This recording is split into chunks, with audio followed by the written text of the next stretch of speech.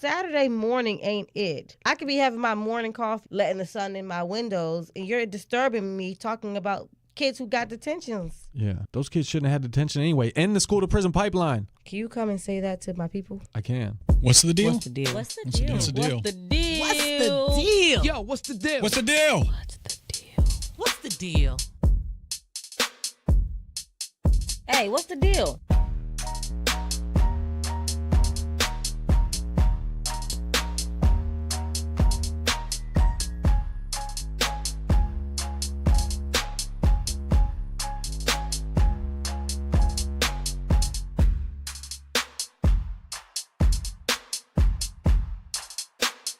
Hey, what's good, everybody? I'm Steve Discourse. What up, everybody? It's your girl, Jay Callie. Back with another episode of What's the Deal? And today we got to talk about this Paul Manafort conviction. Also, should the federal minimum wage be $15? Well, Whole Foods raised their minimum wage to $15, but then they cut hours. Of course they did. Y'all, we got some updates on R. Kelly. He exploded at the Gayle King interview these past couple days. I cannot wait to talk about it. Also, he's back in jail. We got 3 stories of police behaving badly. And, of course, there's a new domestic violence bill that just came out. Let's talk about how that might be saving lives. I can't wait to talk about that. That's going to be an important one. So we're going to keep this one pretty quick and dirty and just get the facts. Paul Manafort, Trump's former campaign chairman, was convicted earlier this week to 47 months in prison for tax and bank fraud. What do you think about that? 47 months. That's almost 4 years. The prosecutor was pushing for 19 to 25. Right. So he might have got off super light for stealing $6 million, I think was the number overall from taxpayers. So some people say he got off light. I saw one analysis that said actually compared to other people convicted of things like him, he got off with a much larger sentence. I think that he got off light. 47 months it sounds long when you say 47 months because 47 is a big number, but I mean, that's 3 years and some change. And he stole $6 million, not to mention all the other illegal stuff he did on top of that. And my thoughts were just people in high positions getting slaps on the wrist when they commit huge crimes. And I don't understand. Like, I always think about the context of the average everyday Joe Schmo, and then like a politically powerful person or a person in a high position. If I steal $6 million, I'm not going to jail for 4 years. Okay, if I commit fraud that affects the entire nation, they're locking me up and throwing away the key. But these people get in these high positions of power, and it's like, all right, you got to serve. You can do what, like 2 years in like some cushy prison that has like a red carpet when you get in locked up. That's not a punishment. Right. So for comparison's sake, and this is real apples to oranges comparison, but in another season of What's the Deal, we talked about Crystal Mason. Do you remember her? She was in Texas. She was convicted to 5 years in prison when she voted. Yes, I remember. And didn't realize she was ineligible to be a voter. And that right there, again, apples to oranges, but like, hold on a second. You got 5 years for casting one vote. That wasn't counted. And they caught it. Yeah. Right? Like, give a little credit that the justice system worked and the process worked and the vote didn't go through. Maybe that vote went through and we have Hillary Clinton president, right? Changed his whole history, right? Right? But we caught it. So like 5 years in prison for attempting to vote illegally by accident for whatever intentionality matters, right? This guy, Paul Manafort, is like a pure cheater. Like, this is what the guy does, right? He's all about the fraud. And you talking about millions and millions of dollars here. And this guy got less than Crystal Mason. Millions and millions of dollars on top of the fact that he lied. This is a slap on the wrist when you think about the after effects that could come from the crimes that he committed. Really, he's getting off basically right, and it's free. super high profile. Yeah, super. I mean, and 4 years of your life is a lot, but at the same time, it's not a lot, especially when, I mean, they were pushing for 19 to 24 or 25. So, and honestly, a lot of the stories we're going to talk about today are going to kind of get at this idea of justice and not necessarily the like the nuts and bolts and the legal definitions and parameters, requirements, officially, but just the idea of what is just. So keep an eye out for that theme. It's going to be hitting you in the face all episode. So what's the deal with the House of Representatives? They supposed to be voting on raising the minimum wage? Yeah, so there was a bill called the Raise the Wage Act. Earlier this week, it was voted through the committee. And so basically what that means is it's going to be set up to vote by the whole House of Representatives sometime in the future. So there's no official schedule. But the idea is essentially to raise a minimum wage federally to $15 an hour. And they're going to do that by 2024. And they're also going to get rid of what they call like the sub minimum wage or the tipped minimum wage, which is, if you didn't know, people like waitresses and some bartenders and other tipped staff like that get actually way less than minimum wage. Federally, it's around $277. Yeah, it's like and that might have been the number it used to be in D.C., but it's in that ballpark. So while everybody else is getting $7 minimum wage or 10 or whatever it is in your state, the tipped workers that you're getting at the restaurant or wherever are getting way less than that, and the tips are really carrying all theirs. So this is the attempt. It's an interesting issue. I've worked on this in D.C. to raise the minimum wage to 15 and get rid of the tipped wage. It's kind of controversial. Some people in the restaurant industry don't support it necessarily. Yeah. People think, well, this is going to hurt me because I'm going to get less tips, and so some tipped workers are doing really well off of that. But at the same time, a lot of studies show overall tipped workers are not winning that way. So there's some people at high-end restaurants or wherever, and they're making a buy. But I mean, if you're at Denny's or just hole in the wall somewhere, right. Yeah. Also, if you're working at that tipped minimum wage, by law, your employer is supposed to get you up to minimum wage if your tips don't. Oh yeah, that's always been a thing. I used to be a waitress. Yeah, so that's been the thing. So advocates saying that we got to get rid of the tip minimum wage say that doesn't always happen. It doesn't. Which results in wage theft. So people are not getting what they are. And to be honest with you, from conservatives who are always trying to make government smaller and simpler, why have this extra step? It makes no sense. And why? It's always something crooked going on behind the scenes when you have people reporting how much money they made, and then it's like either your boss is trying to make you not report a certain amount. Like if you made this much, it's like, oh, don't report that. Like if you make a little bit and the company has to pay you X amount of dollars, they're like, don't report that you made that little amount because they don't want to pay you. Or people under-reporting on purpose because they're like, you're not going to pay me enough anyway, so I'm going to under-report so that you have to give me a little cushion. So on both sides, there's a little bit of scandal that goes on with this wage. It's an unnecessary step, like you said. Like everybody should just across the board be paid. Yeah. I have a question. Okay. So the $15 joint that's in the House of Representatives, that's going to be a national minimum wage? Yeah. Okay. That's what they're proposing. I mean, there's little chance that it would get through the Senate or even come to a vote because Republicans overall just don't favor stuff like this. I was reading a story about this on Fox News this morning because it's also been said that we're not balanced. How dare you? So I read over to Fox News, you know what I mean? And wait, what? They made a good point that economists overall don't really think this is a good way to alleviate poverty. And a lot of people do support like an earned income tax credit, which you can get when you file your taxes. But to me, something's got to give, and we need the problem. The problem is the economy kind of isn't working for people, right? Yeah. The wages are not catching up. So the earned income tax credit is nice, but that's not addressing the problem with the economy that is not paying people what they need. So it's like we're paying taxes, and the solution to you not earning enough is just give your taxes back. And you know what? A lot of the people earning a lot of that earned income tax credit also need services that are provided through the government, right? Whether it's at city or state, or federal level. So to me, that's not really addressing a solution. It's giving people money and a little bit more breathing room, but you got to wait now to the end of every year for that. Yeah.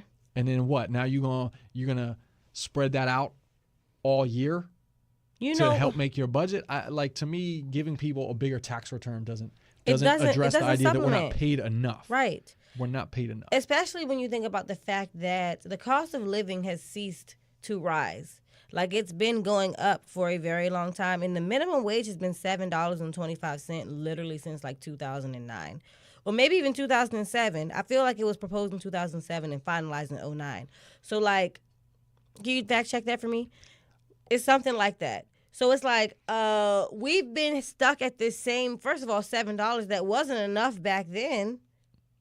And you're telling me that the cost of my rent goes up annually and I'm making $7 right. I mean, and 25 cents.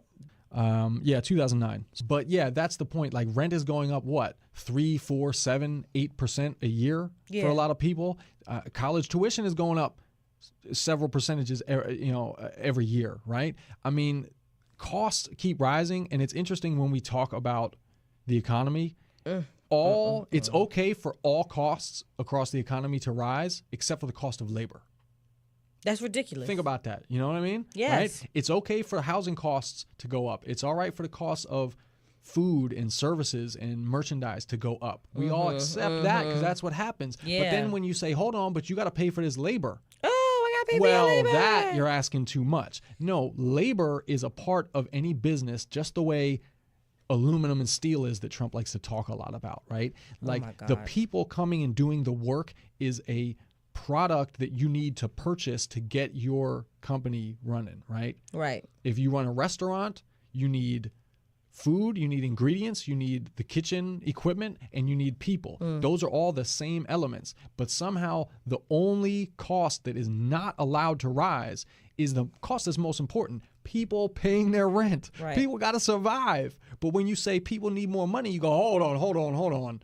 You're being a little greedy, or that's not the right way to do it, right? Nobody says that about these other things. I mean, we want to keep costs down for flour and ingredients so baked goods don't skyrocket. Right. But the most important thing is that people's income rises so that they can pay for all these other things. And now you say it's not that simple. Okay, if it's not that simple, that's the problem right here. And now we got to figure out all the dominoes that fall when we try and fix that and then go from there. But I think our priorities is all misaligned.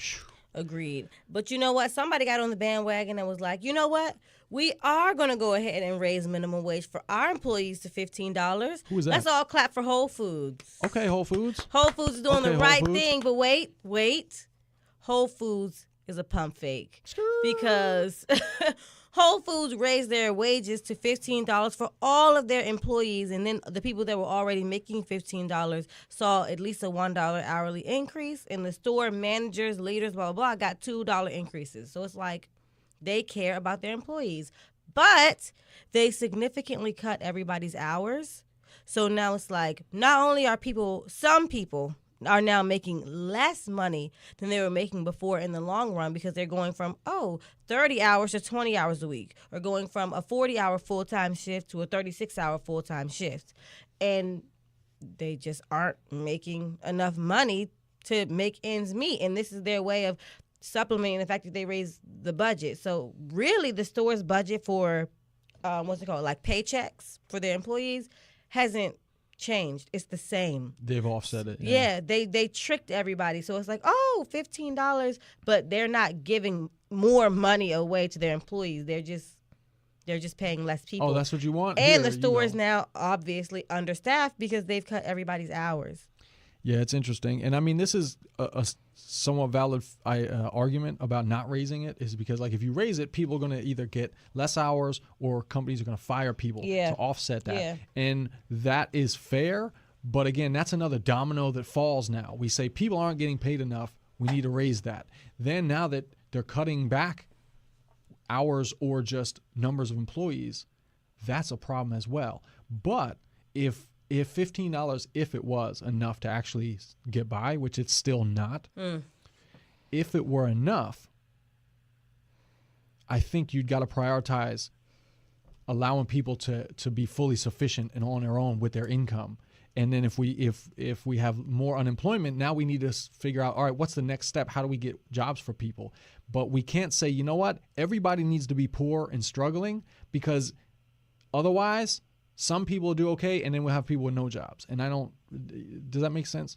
It makes perfectly good sense. It's just, I can't believe that we're having this conversation in 2019 about paying people whose rent is $3,000 a month. Hello, Washington, D.C., $15 an hour. And it's like, people have kids, people have families, people have rent, bills, Come on, car notes. Right. I mean, back in the day, you raise a family as a janitor. Right. No, now you got to be freaking a like superstar. president. Yeah, you got to be the president to be able to raise your kids comfortably. Everybody's making ends meet. So, I mean, and you said 2024. I'm raising my eyebrows at that. That's a long way from now. We need that good $15 now. Right. I mean, you got to ease it to some extent for, companies to adjust. But I think it's a good clip because it's only 5 years away. And you're talking about doubling. You're talking about doubling the federal minimum wage. So is it going to gradually go up, or are they going to stick us at $7.25? No, it'll go incrementally. Oh, that makes more sense. Oh, I thought that they were going to keep us stuck. No, it'll be incremental. So, all right, that makes sense. But yeah, to me, it's like people are struggling all over the place, right? We either can't afford health care or we can't afford rent. I mean, college debt is wild. And okay, maybe we can afford food, but can you really afford anything if your housing and major necessities are unaffordable, right? If they're killing you, then can you really afford the other stuff anyway? So I want a solution, and a lot of people are opposed to raising the minimum wage, but give me an actual solution. If you don't like that, and there's maybe valid reasons why just raising minimum wage won't do what people think it does, I disagree with them, but we don't have to get all the way into the weeds. Show me an alternative, but they don't do it. Opponents to raising the minimum wage to $15 are just opponents. They don't have another solution in mind. And so I say, okay, well, then this is what we're going to do. Is it imperfect? Okay, I don't care.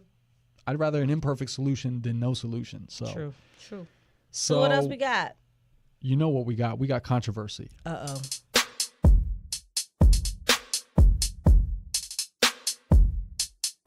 While we're on this break, we want to remind you, do not forget to share the podcast. Share it to all of your social media platforms, your Facebook, your Instagram, Twitter. Don't forget to use the hashtag #What'sTheDealPod whenever you share anything. And like and subscribe the podcast on iTunes, Google Play, wherever you listen. Thanks for spreading the love. You know we appreciate you.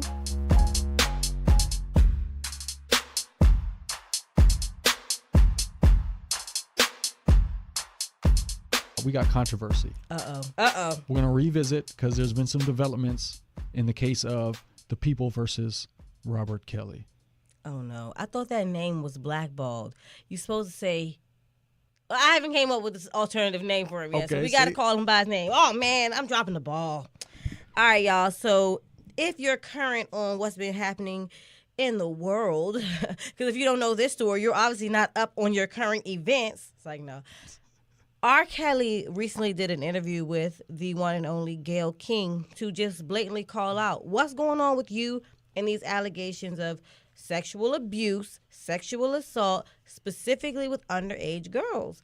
And it's like what everybody finally wants to hear, because out of all this talking and all these conversations and documentaries, we have not heard directly from R. Kelly until this moment. And this is the first time that he's speaking on it. And Gayle King just jumped right into this man's throat. And she was like, yo, we've been hearing about you and your relationships and relations with underage girls since the 90s. And here it is, 2019, and people are still talking about it. It's a big deal, and it's time that we hear from you.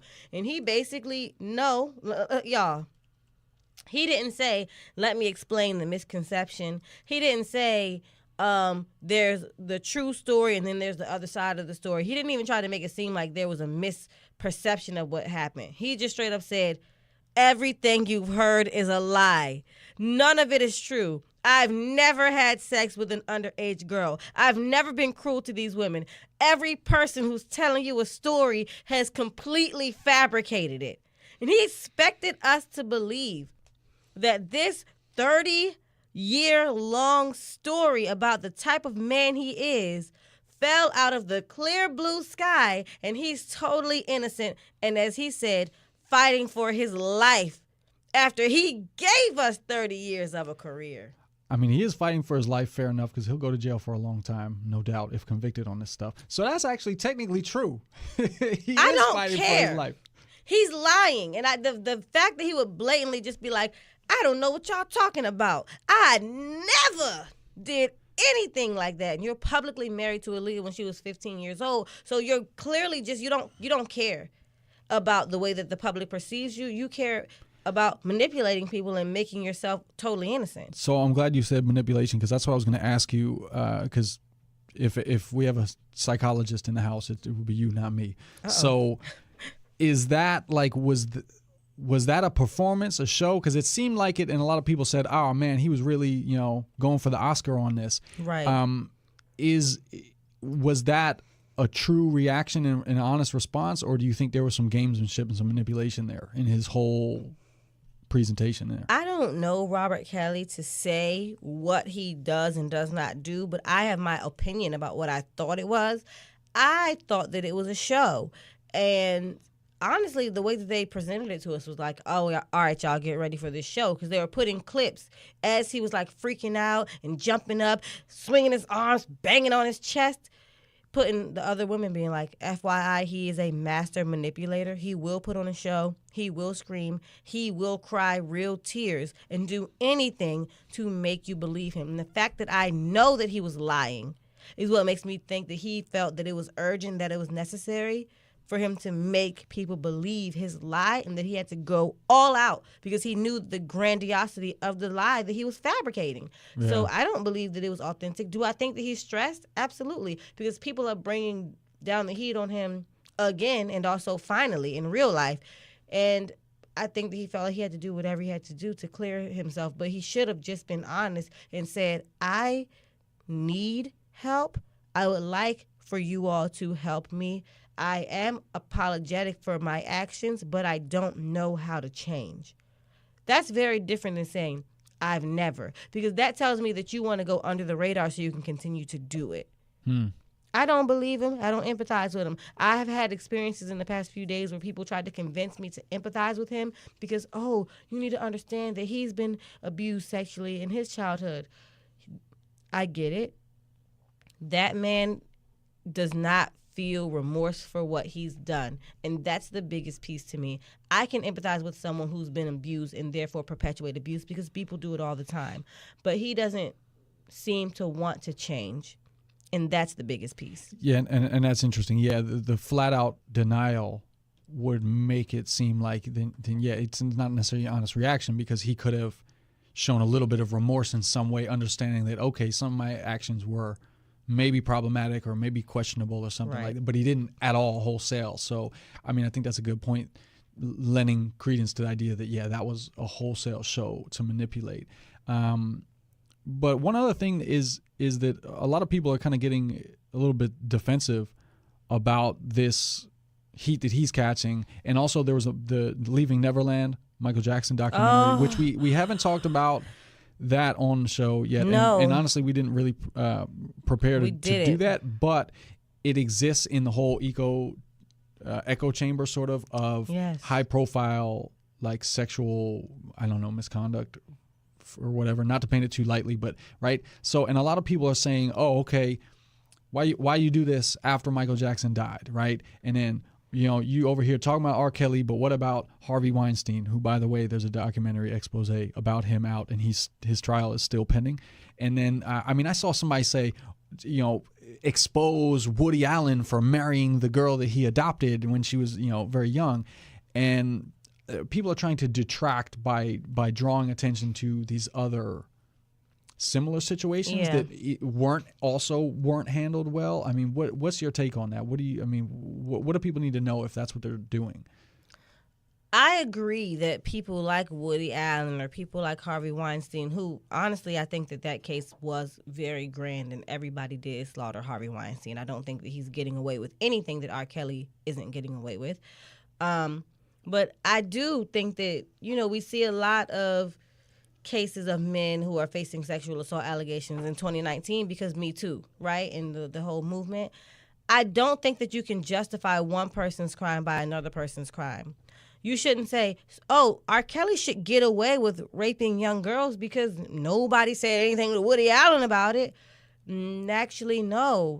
We need both of their heads on a platter right now. You don't excuse R. Kelly's disgusting behavior because you think that means you don't actually have a problem with sexual assault. You have a problem with people being embarrassed, and that's an issue too. Right. Like, are you upset that people were sexually assaulted, or are you upset that somebody got called out for it? You need to choose what you're upset about and then speak on it. And ride with that. And the other thing is, I mean, like Woody Allen, I was young at the time, but I understand that was, it got fair media coverage, not fair media coverage, but I mean, it got exposure. To what extent, I don't know. But also, social media didn't exist now or then like it does now, and the echo chamber is so much louder and more powerful the way we interact with media now as opposed to then. And people have a way of exerting influence and power and pressure over these things like we didn't back then. And they say, oh, what about Elvis, right? And he married somebody as well, right? And I'm like, okay, like you said, you need to decide, are you mad about this person or that person getting embarrassed and called out, or are you mad about the victims and the actions that happened? And in which case, the fact that somebody got off wrongfully has nothing to do with the fact that this person is getting publicly dragged through hell. No, I will say this because I don't want to totally invalidate those points. The problem that I have with those points is thinking that R. Kelly should be released. Like, oh, do him the same way y'all did such and such. No, he shouldn't be released. Neither should Bill Cosby or all these other people that y'all claimed we should give the same treatment that these white men who facing the similar allegations got. But I can't ignore the fact that there is a staunch difference in how quickly the black men who we've seen in these cases have seen justice get served. R. Kelly's already been arrested. Bill Cosby's already in jail.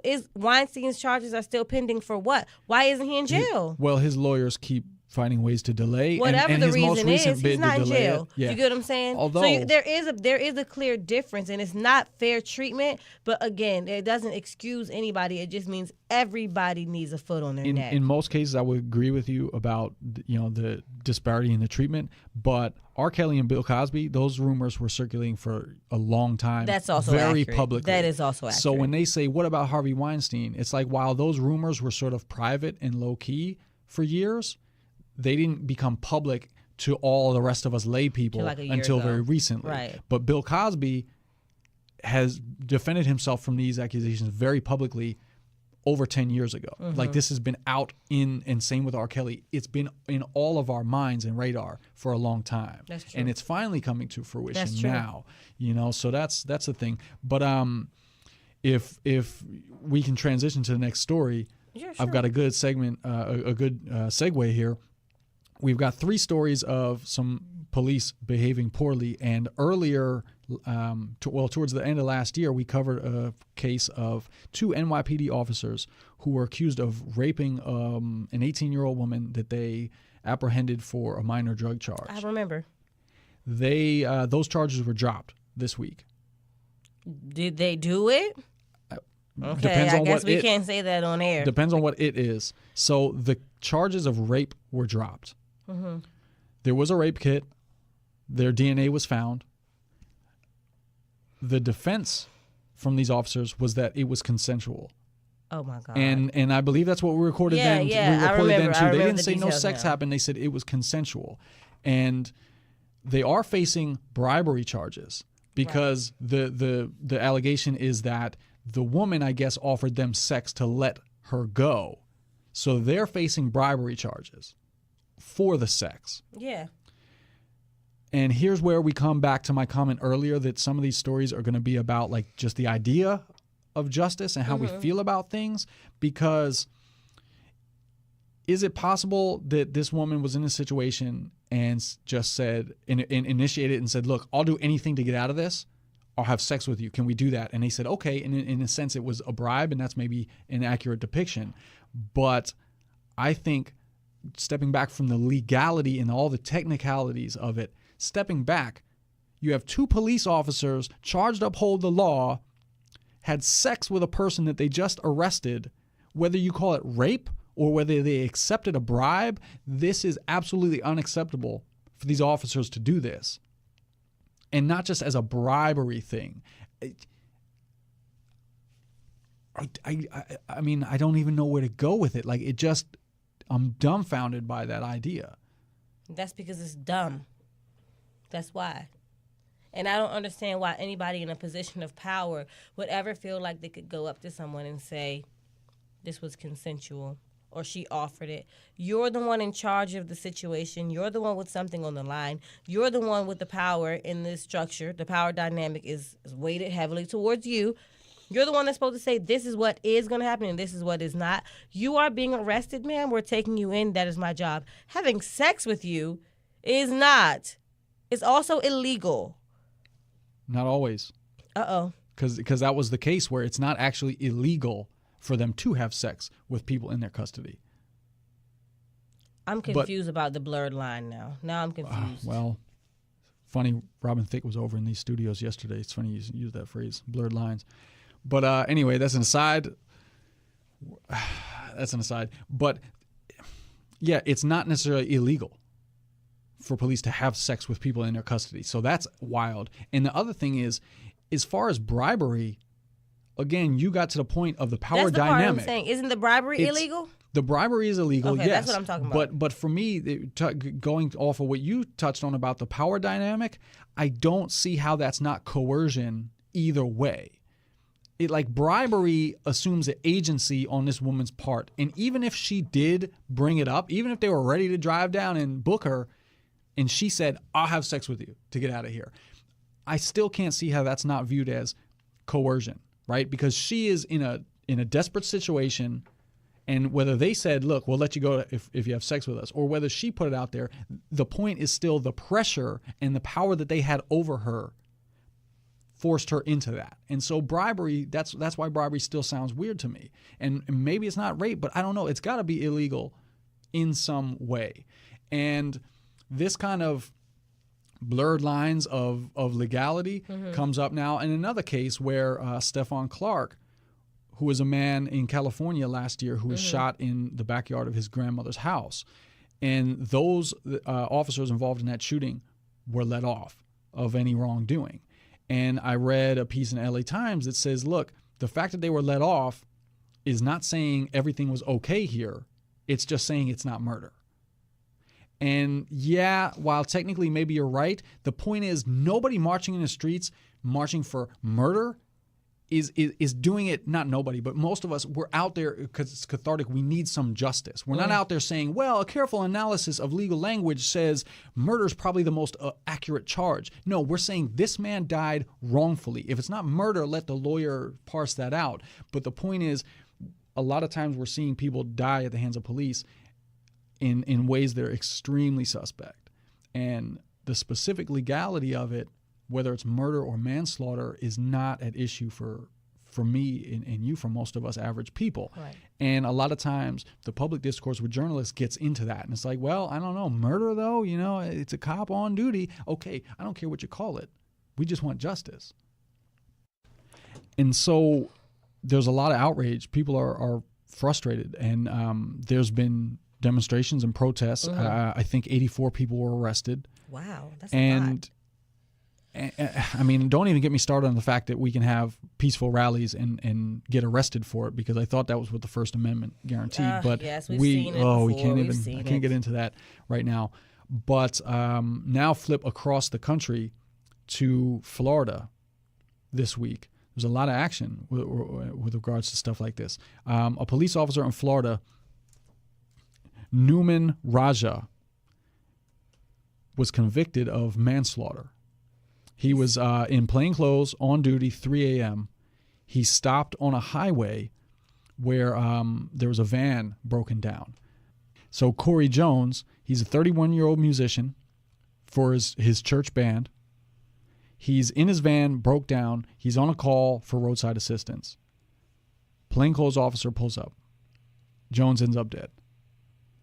And again, like whether it's manslaughter, whether it's murder, whether it's any of these other criterias and qualifications, is not really important. The fact of the matter is we keep seeing time and again circumstances where a little bit of patience, a little bit better mindset and mentality on the officer's part could have prevented a death that, in hindsight looks totally unjustified, right? And in the moment, it's harder to tell.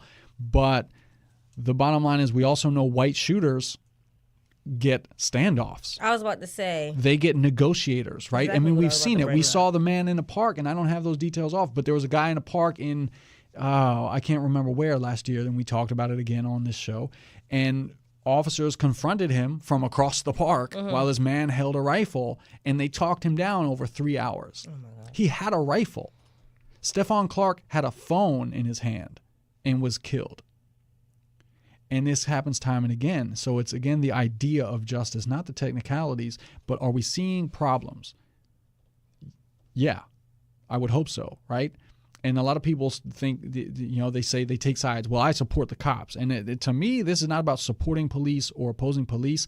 It's the fact of the matter is, I would think if you're an officer, you don't want to be killing people on duty either. Right. Or I will hope you wouldn't want to be killing people. I hope you don't want that on your conscience. I'd like to think you go home and that's a traumatic experience that now you have to process. That's why I would hope, right, that you're a human, you're sympathetic and feeling like the rest of us, and you go home and these are situations you never want to have on your plate.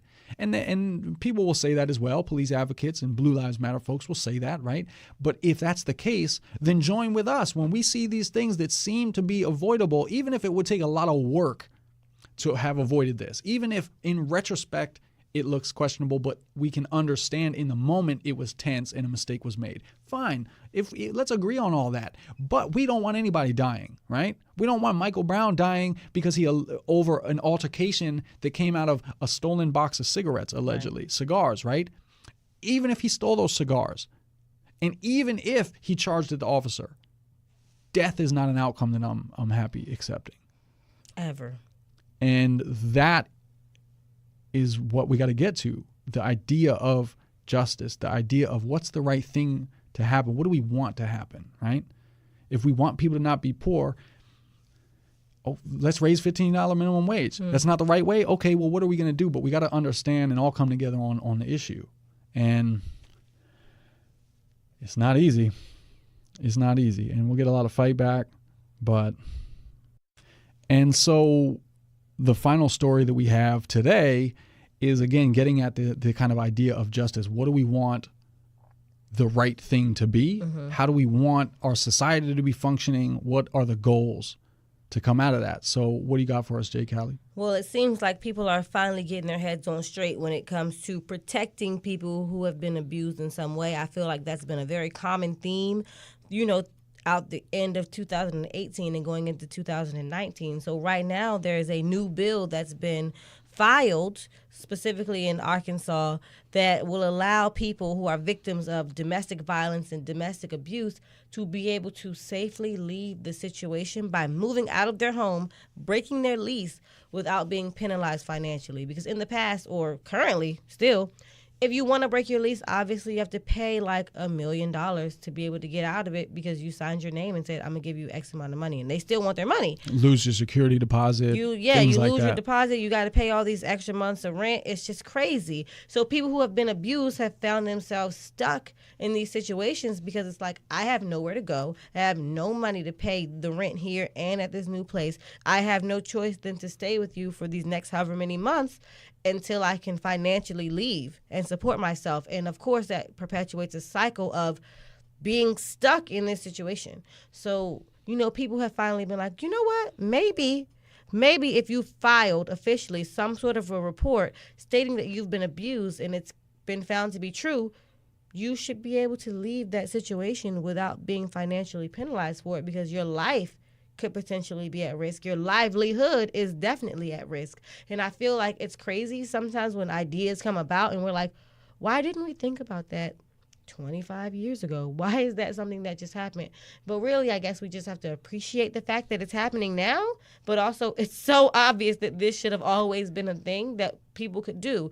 But anyway, people, and I'm not going to say women because lots of people experience domestic abuse, people will be able to leave those situations. Right. And I mean, yeah, that abuse can take so many forms. So as far as like trying to get yourself financially situated to leave, I mean, a lot of abuse is, where's your paycheck? Today's Thursday. Don't you get paid on Thursdays? Yeah. Give me your paycheck, right? No, that's I will give you what you need. I'll buy what you need, whatever it is. So in cases like that, you literally can't. Again, back on the theme of today is what is the idea of justice that we want, right?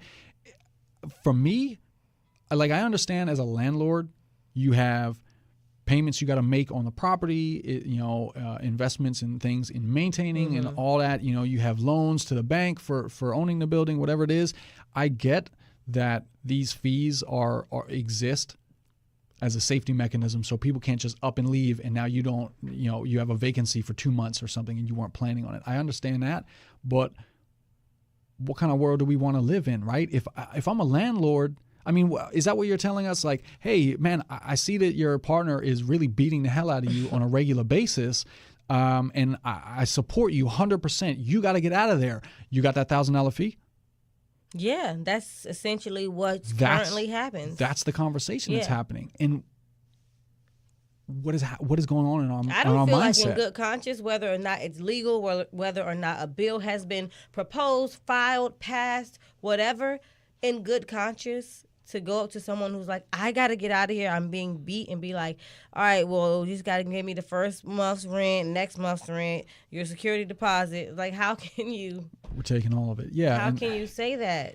And that's the thing. And now, so it's got to become a law to mandate it, which makes people nervous, right? They say, oh, this is an overreach or this or that, or think about the landlords.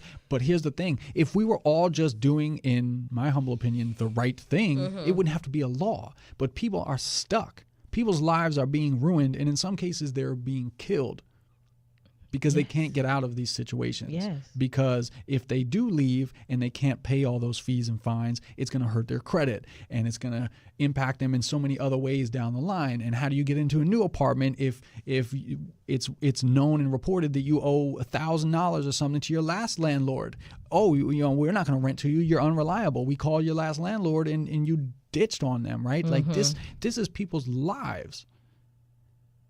And it's got to be written into law, unfortunately, because we can't be relied just to do the right thing on our own. Sometimes you just have to stamp the standard. Like, the standard is, this is what we're doing, period.